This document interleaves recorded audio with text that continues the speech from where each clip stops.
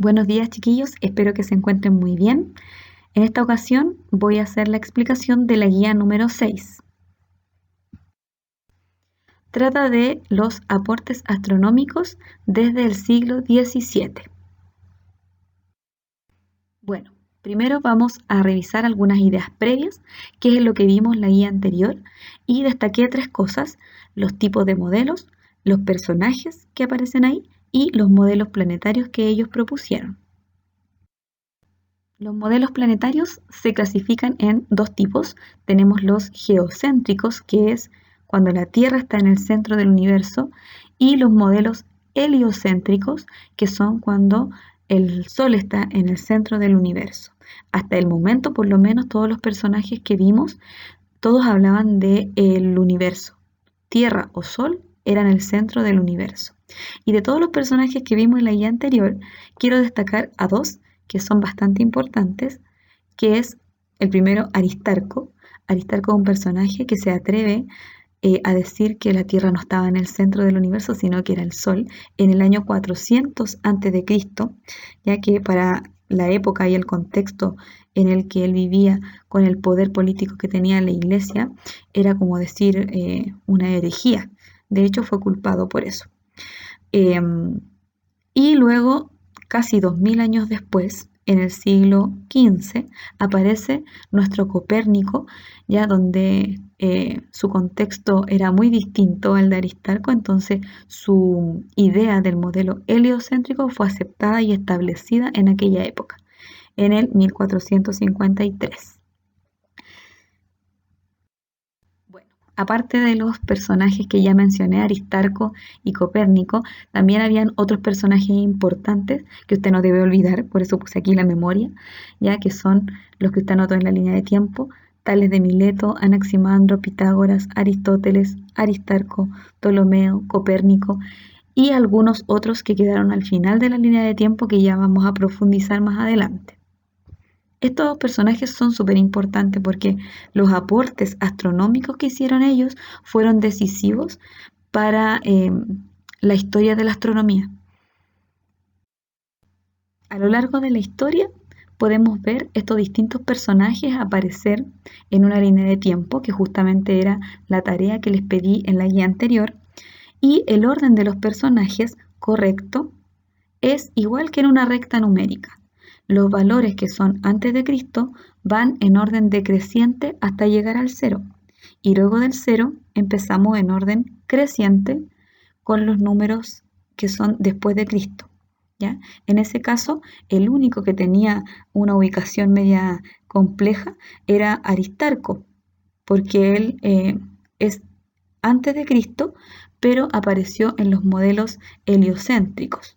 Era el único que podía ser distinto. Ahora bien, vamos a pensar en todas estas ideas que hicieron los personajes que vimos en la guía pasada. ¿Todos los personajes proponían modelos planetarios nuevos?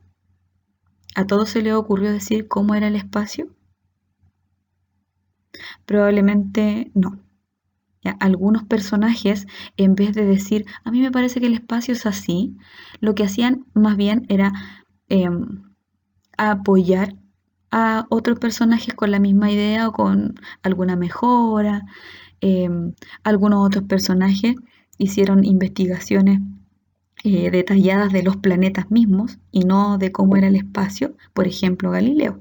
Él se dedicó a estudiar el detalle de cómo era la Luna o los satélites de otros planetas y no propuso un modelo planetario. Entonces, los distintos personajes que aparecen, no todos hacen lo mismo. Todos aportan con ideas diferentes. Ahora vamos a profundizar en los aportes desde el siglo XVII en adelante, y estos 3 personajes que aparecen acá estaban al final de la línea de tiempo que les pedí de tarea: Galileo, Kepler y Newton. Estos 3 personajes son súper importantes porque se encuentran ya en una era donde el avance tecnológico ya estaba un poquito más desarrollado, entonces contaban con muchos más recursos para poder hacer sus investigaciones. No así los antiguos griegos, ¿cierto? Que solo miraban a ojo el cielo, ¿ya? Entonces son personajes súper importantes. Los destaqué porque quiero en esta ocasión profundizar en lo que hizo cada uno. Galileo Galilei, dentro de todas sus investigaciones, eh, hizo varios aportes. Vamos a ver el número 1. Esa imagen representa el aporte de las fases de Venus. Igual que la Luna, Venus también tenía fases y él las estudió a través de la observación con su telescopio. En el número 2 pueden ver una imagen que salen como una pelotita con orejitas, ¿ya? Esas fueron las imágenes que él vio cuando observaba Saturno. Entonces, a él le dio la idea de que probablemente alrededor de Saturno había algo. Así que fue él el que descubrió los anillos de Saturno. En el número 3 nos encontramos con una observación más detallada de la Luna, ya como a él le interesaba el tema de las fases y los eclipses y esas cosas, entonces él se detuvo a observar la Luna y descubrió que la Luna tenía cráteres y que tenía un relieve más bien rugoso. Y en el número 4 encontramos una modificación de un telescopio que ya existía. Antiguos holandeses habían construido una especie de telescopio, pero que ellos habían llamado el catalejo. Entonces, Galileo lo que hace es perfeccionar el uso de las lentes y resulta que Galileo Galilei es el primero en registrar su telescopio. Por eso se conoce de repente como el que creó el telescopio, pero fue el primero en patentarlo, por decirlo de alguna manera. Pasamos a Johannes Kepler. Este personaje es contemporáneo de Galileo Galilei. Eso significa que vivieron en la misma época y de alguna manera sus ideas de repente eran un poco controversiales. Y entre ellos tenían ciertas diferencias en cuanto a lo que era el espacio. Johannes Kepler era un amante del planeta Marte. Le gustaba observar distintas características del planeta Marte y entonces dentro de sus investigaciones él descubrió que había un pequeño error en el modelo planetario que había planteado Nicolás Copérnico. Copérnico decía que los planetas giraban en torno al Sol en órbitas que eran perfectamente circulares. Y entonces Johannes Kepler, con sus observaciones, se dio cuenta que podría ser que no fuera así. Entonces, él escribe y publica un libro en el año 1609 que se llama Astronomía Nueva. Y en ese libro él determina que efectivamente las órbitas no son perfectamente circulares, sino que son más bien ovaladas, ¿ya? Como una elipse, ¿ya? Y se ve justamente como en estas tres imágenes, que es como un huevito. Ahora, Johannes Kepler lo que hace es establecer leyes, y entonces aquí en este momento nacen las tres leyes de Kepler. Voy a profundizar en cada una de ellas. Acá en esta imagen les puse numeritos. El número 1 muestra una elipse, el Sol y un planeta con el puntito rojo. En el número 2 se muestra el Sol y se muestran distintas franjas azules alrededor que indican el movimiento que tiene el planeta alrededor. Y el número 3 indica el Sol con rojo y dos planetas, uno en una órbita más cercana, más pequeña, y otro en una órbita mucho más grande. Ahora les voy a explicar de qué se trata cada una de estas tres. Este GIF nos muestra cuál es la primera y la segunda ley de Kepler. La primera ley de Kepler dice que la órbita donde está el planeta no es circunferencial, sino que es una elipse, o sea, como un huevito, tal como se ve en este GIF. Con la línea amarilla se identifica la órbita. Y la segunda ley de Kepler dice que el planeta cambia su velocidad a medida que avanza en esta órbita, quiero que se fijen ahora en el GIF y se den cuenta que cada vez que la Tierra pasa cerca del Sol, se acelera. Ahí va rápido. Y cuando va lejos, va más lento. Fíjense ahora, muy rápido. Y luego más lento. Esa era la segunda ley de Newton, que decía que el planeta iba más rápido cuando estaba cerca del Sol y que va más lento cuando está lejos del Sol. La tercera ley de Kepler dice que cada planeta está girando ahí en su órbita y el tiempo que se va a demorar en dar una vuelta al Sol depende de su cercanía. Los planetas que estén más cerca del Sol se van a demorar menos tiempo en dar la vuelta y los planetas que estén más lejanos se van a demorar más tiempo. Kepler llama a este tiempo de traslación el periodo. Entonces, el periodo de un planeta cerca del Sol es pequeño, se demora poco. En cambio, Neptuno, fíjese, ahí en la imagen, todavía ni siquiera alcanza a dar una vuelta, o sea, se demora mucho más tiempo en su periodo. Y llegamos a nuestro último personaje, Isaac Newton. Este personaje es muy relevante en la historia de la ciencia en general, pero uno de sus aportes relevantes a la astronomía es la famosa ley de gravitación universal. Isaac Newton propone esta idea con mucho fundamento matemático, él era un matemático, y dentro de sus ideas él hace muchos cálculos que tienen que ver con cuerpos gigantescos como en el espacio, pero también en cuerpos sumamente pequeños como el átomo. Por eso puse esas dos imágenes ahí que también las puse en el video pasado. Bueno, Isaac Newton era un poco conciliador entre las ideas que tenía Galileo y Kepler, ya que ellos dos como que discutían un poco con sus ideas. Newton viene a hacer un poco de paz entre los dos. Entonces, él dice que tanto las ideas de Galileo como las ideas de Kepler están correctas, solo que se enfocan en objetos distintos, pero están correctas, entonces hace un poco de conciliador ahí. En el año 1687, Newton publica un libro que se llama Principios Matemáticos de la Filosofía Natural. Y en este libro es donde escribe justamente esta ley de gravitación universal, donde dice que los cuerpos se rigen por una fuerza que los atrae. O sea, todos los cuerpos de alguna manera tienen cierta atracción y esa atracción depende de varias cosas. La fuerza de atracción depende de dos cosas. Depende de la masa que tengan los cuerpos y depende de la distancia a la que estén estos dos cuerpos. En la imagen donde está la pelotita azul y la pelotita verde, muestra que cada uno tiene su masa, M1 y M2, y además están separados a cierta distancia que está simbolizada con la letra R. Ahora no se complique en realidad con esa fórmula porque no la vamos a usar.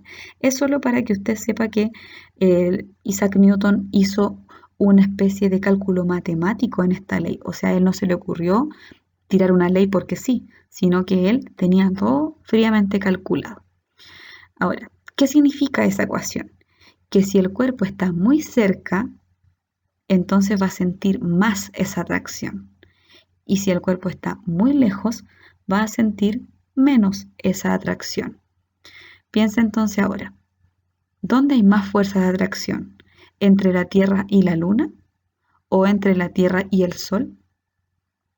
Obviamente va a haber más atracción entre nosotros y la Luna porque estamos mucho más cerca que la Tierra del Sol. Por lo tanto, mientras más lejos, esa fuerza va disminuyendo. O sea, si considero la fuerza que hay entre el Sol y Neptuno, por ejemplo, sería mucho menor. ¿Ya? Pero además, no hay que olvidar que también depende de las masas. En este GIF que aparece acá, usted puede ver la Luna girando alrededor de la Tierra. Pregunta, ¿por qué está en esa órbita y no sale volando hacia afuera? Y si se atrae, ¿por qué no se acerca cada vez más a la Tierra y se mantiene solo ahí? ¿Se quedó pensando en la pregunta anterior? Espero que le dé vuelta ahí un poco y piense que de alguna manera los científicos vivieron exactamente lo mismo. Se empezaron a cuestionar por qué ocurrían ciertas cosas y de ahí en adelante no paró la lluvia de ideas, de investigaciones, de observaciones acerca de lo que era el espacio. Por eso, en esta segunda parte, vamos a ver el origen y la evolución del universo y cómo fueron surgiendo todas las investigaciones. La teoría que está aceptada dentro de los científicos es que todo comenzó con una tremenda explosión, el famoso Big Bang. Y traducido al español significa la gran explosión, ya que dice que hubo un colapso gravitacional. Era como una pelota de fuego que estaba con mucha presión, a mucha temperatura y de pronto ya no resistió más esta pelota como un globo y explotó. Y de ahí comenzó todo lo que es la formación de los cuerpos que hay en el espacio. Esta idea se le ocurrió a un hombre llamado Georges Lemaitre. Este científico en el año 1948 propuso el concepto de Big Bang y él explicaba que justamente esto habría ocurrido aproximadamente hace unos 13.800 millones de años. O sea, imagínense qué antiguo es el espacio. Algunos descubrimientos ya en el siglo XVIII, del 1700 hacia adelante, tenemos en el caso de Halley, propone el concepto de sistema solar. Antes los científicos solamente hablaban del espacio, pero Halley hace unos descubrimientos en el año 1704 y a él se le ocurre decir que en verdad fuera de estos planetas que hemos conocido hay más cosas. Entonces a él se le ocurre encerrar todo lo que es nuestro Sol y los planetas conocidos en el concepto de sistema solar y que fuera de esto hay más cuerpos. Halley justamente es el científico que investigó acerca del cometa Halley. Obviamente en honor a él se le puso el nombre al cometa. Hacia el año 1838, un científico llamado Bessel hace una tremenda investigación acerca de la distancia a la que se encuentran las estrellas. Como ahora se empieza a divulgar de que hay muchos cuerpos que están fuera del sistema solar, entonces empieza a haber mucha curiosidad y se perfecciona más el telescopio, entonces se tiene una visión mucho más amplia de lo que hay fuera del sistema solar y se descubren que las estrellas están sumamente lejos de nosotros y que nosotros estamos como sumergidos en un mar de estrellas y empieza a surgir el concepto de galaxia que antes no existía. Uno de los instrumentos que fue súper relevante en las investigaciones es la creación del espectroscopio. Como pueden ver ahí en la imagen, es un instrumento con 3 visores donde tienen distintos lentes que permiten ver el espectro de los colores de los objetos que hay en el espacio. Y entonces de esa manera este instrumento permite analizar la luz que proviene de esos cuerpos. Este instrumento fue creado en el año 1859 por 2 científicos, Bunsen y Kirchhoff. Y ellos lo que hacen con este instrumento es analizar la luz y descubren tremendas cosas como que el Sol también era una estrella. Y también dentro de las investigaciones se descubre que el Sol tiene distintas capas. Acá está el concepto de galaxia, ¿cierto? Ya vimos que cercano al 1838 aparece este concepto y que de alguna manera impulsa a querer investigar qué hay más allá. Si ya encontramos galaxias, ¿qué habrá más allá? Entonces empieza este concepto a causar mucha curiosidad en la investigación científica. Se empiezan a crear naves para poder salir al espacio, ¿ya? Y tratar de descubrir muchas más cosas. Otro concepto importante es los sistemas planetarios, ¿ya? Es un descubrimiento que se realizó cerca del año 1992. Este descubrimiento lo hacen dos científicos también, Major y Kellos. Y estos científicos lo que hacen es encontrar otros sistemas planetarios. Y eso es súper importante porque significa que hay otros planetas fuera del sistema solar. Y a estos planetas se les llamó los exoplanetas. O sea, son planetas que están fuera del sistema solar. Pero estos también están girando alrededor de otras estrellas. Bueno, la expansión del universo es bastante importante. La expansión del universo viene desde el año 1929 por el científico Hubble, y lo que dice este científico es que probablemente el universo está en movimiento. Él analiza la luz y entonces se da cuenta que hay un cambio de tonos en el color rojo, que le llamaron el corrimiento al rojo. Y entonces él dice el universo está en constante movimiento. Él en su momento dice que probablemente hay más galaxias que la Vía Láctea y que estas galaxias se están moviendo y separándose unas de otras. Y en otros casos unas se acercan a otras, por lo tanto hay movimiento constante en el universo. Y ya más tarde, en el año 1998, ya se habla de que el espacio se está expandiendo de una manera acelerada y le llaman justamente la expansión acelerada. ¿Qué significa eso? Así como ustedes ven en esta imagen, el universo parte de la explosión, ¿cierto?, del Big Bang, y entonces esa explosión empieza a crear distintos cuerpos en el espacio, distintos elementos. Fíjense que las primeras cosas creadas ahí son átomos, y de ahí entonces empieza una tremenda construcción, ¿ya? Pero fíjense que este crecimiento es como campana. Casi al final del espacio está como abriéndose como una campana. Eso quiere decir entonces que cada vez se expande más, y por eso se le llama la expansión acelerada del universo. Se cree que probablemente en algún momento el universo va a crecer tanto, tanto, tanto como un globo que podría volver a explotar y generar un nuevo Big Bang. Pero eso toma mucho tiempo.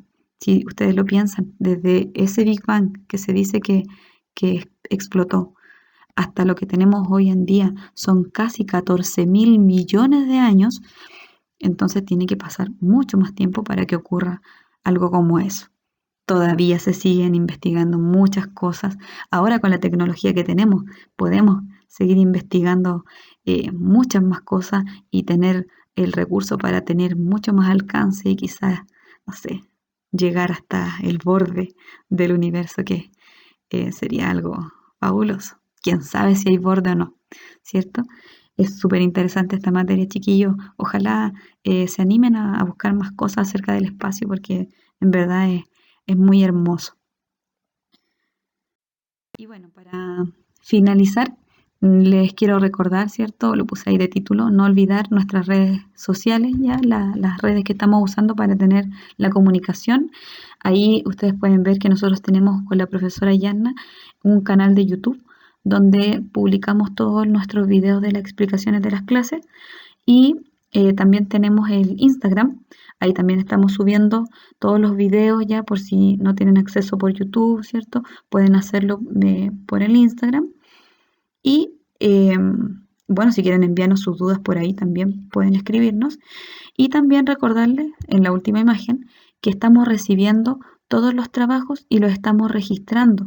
Eso como evaluación formativa, ¿ya? Por el momento no estamos poniendo notas, pero sí estamos llevando un registro de cómo están trabajando, de quiénes están trabajando y si están enviando sus tareas. Así que, como siempre les digo, en la medida que ustedes puedan ser responsables, hagan sus tareas y envíennos para que así podamos aprender juntos, ¿ya?